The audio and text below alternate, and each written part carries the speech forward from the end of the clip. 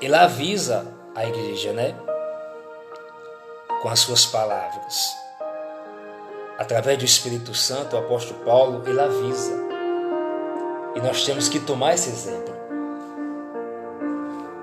Aqui, esse aviso do apóstolo Paulo, essa exortação, serve para nós hoje também, né?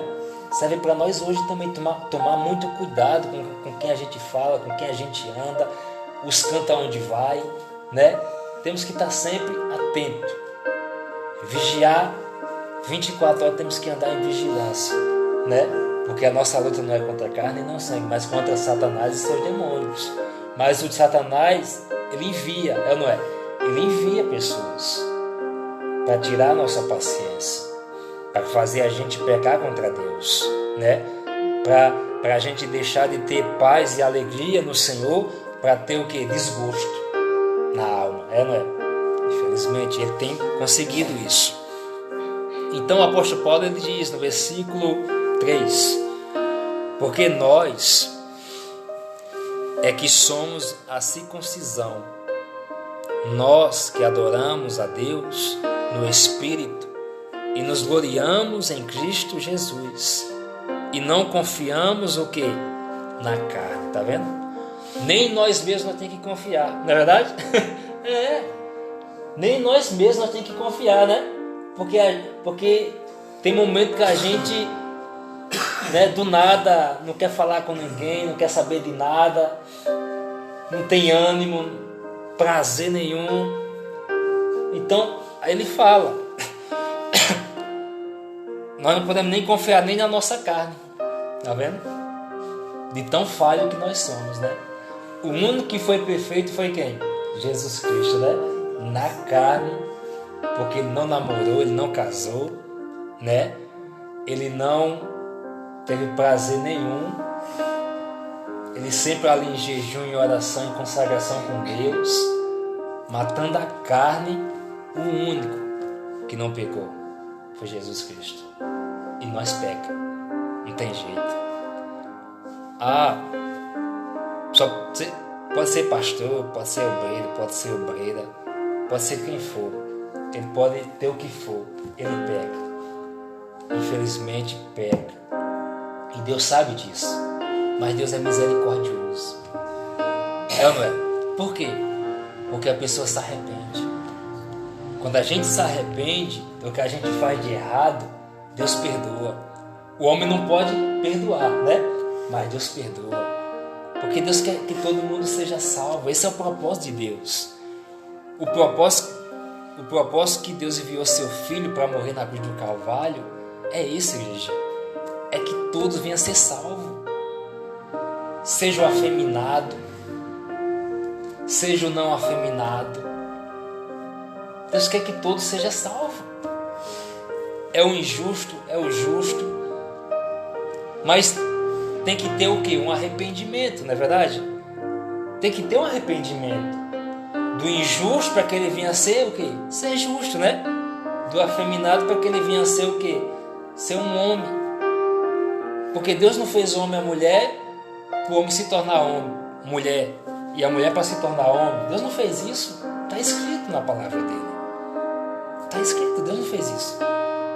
Deus não fez o homem e a mulher para mudar o princípio, né? Deus não fez isso. Deus ama a todos? Ama. Deus abre os olhos de todos? Abre. Por quê? Porque Deus quer que se arrependa. Tanto o homem como a mulher, Deus quer ver o arrependimento, né? Para que todos venham a ser salvos. Mas só depende de cada um, né? Não depende de Deus, só depende de cada um. Porque Ele deu o livre-arbítrio, né? Para todos. Então, o apóstolo Paulo, ele diz: não confiamos na carne, bem que eu poderia confiar também na carne. Se qualquer outro pensa que pode confiar na carne, eu ainda mais. Nem nós mesmos nós podemos confiar, igreja, né? Nem nós mesmos. O apóstolo Paulo não confiava nele mesmo. E era um homem usado por Deus. O Senhor vê. Era um homem que era usado por Deus. E ele fala que ele não confia nem nele mesmo. Tá vendo? Imagine nós que somos falhos e pecador também. Aí vamos confiar em nós mesmos? Não. Confiar só em Deus, igreja. A Bíblia, ele fala lá em Jeremias 17:5, se eu não me engano, maldito o homem que confia no homem. Está se referindo a ele mesmo, não somente no homem, mas nele mesmo.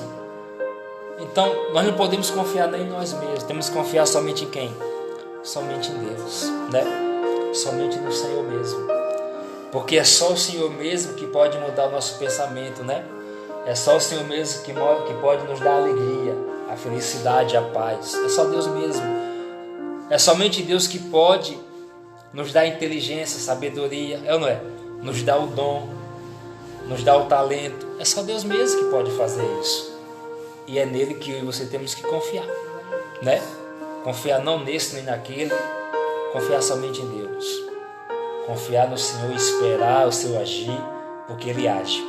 Ele age na vida daquele que confia nele. Amém, igreja? Bem, versículo 5.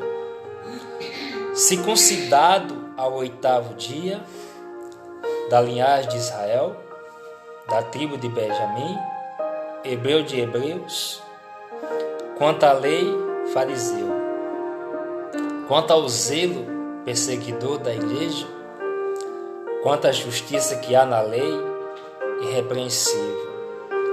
Mas o que para mim era lucro, isto considerei perda por causa de quem? Por causa de Cristo, tá vendo? Paulo falando dele, igreja. Circuncidado ao 8º dia, Paulo foi circuncidado ao 8º dia, da linhagem de Israel, da tribo de Benjamim, hebreu de hebreus, quanto à lei, fariseu.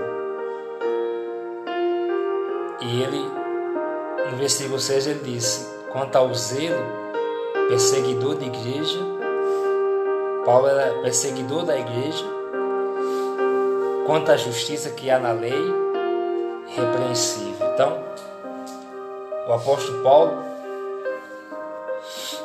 ele era perseguidor.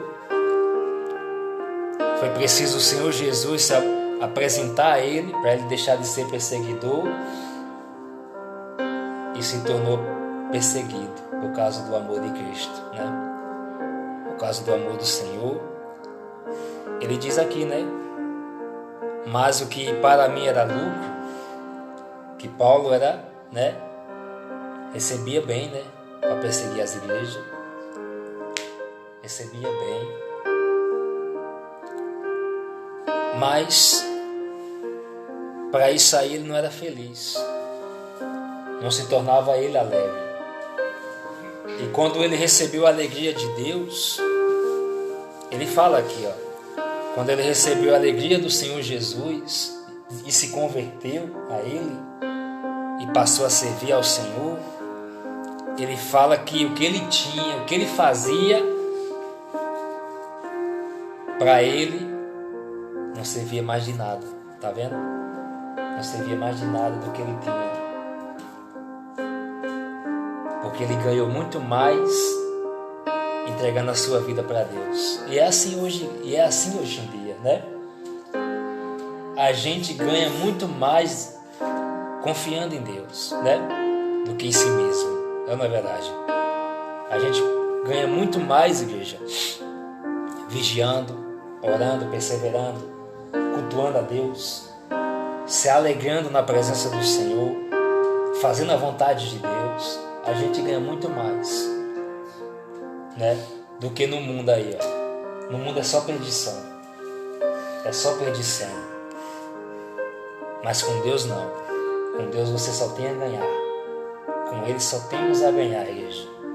A ganhar para nós e também para aqueles que estão à nossa volta. Amém, igreja? Para terminar,